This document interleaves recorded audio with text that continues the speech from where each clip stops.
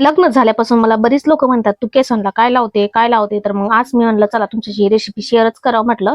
ही recipe नाही तर हे घरगुती आपलं तेल बनवणं आहे. तर मी इथे काय घेतलं होतं, मेथी दाणे घेतले होते, काही एलोवेरा घेतले होते आणि एक इकडे कॅस्ट्रॉल ऑइल घेतलं होतं. ते कॅस्ट्रॉल आता एरंडेल तेल म्हणतात त्याला, आता ते मिनिंगच वेगळं वाटतं म्हणून मी काय जास्त बोलले नाही, जाऊ द्या त्याच्यावर विषय गंभीर होऊन जाईल.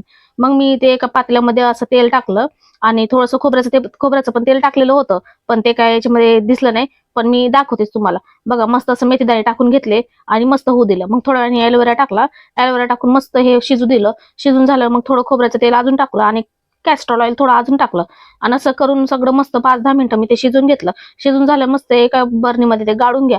गाळून झाल्यावर मस्त आपल्या डोक्याला लावा. बघा तुमचे मी चॅलेंज देते, हे केस गळतीच थांबून जाईल आणि आपल्या केसांना मस्तपैकी अशी वाढ होऊन जाईल. आणि हो, हे ॲलोवेराचं कातळं फेकून नका देऊ बरं का, त्याचा काही ना काही उपयोग करायचाच. तर मग मी इथे चेहरा लावून घेतलं.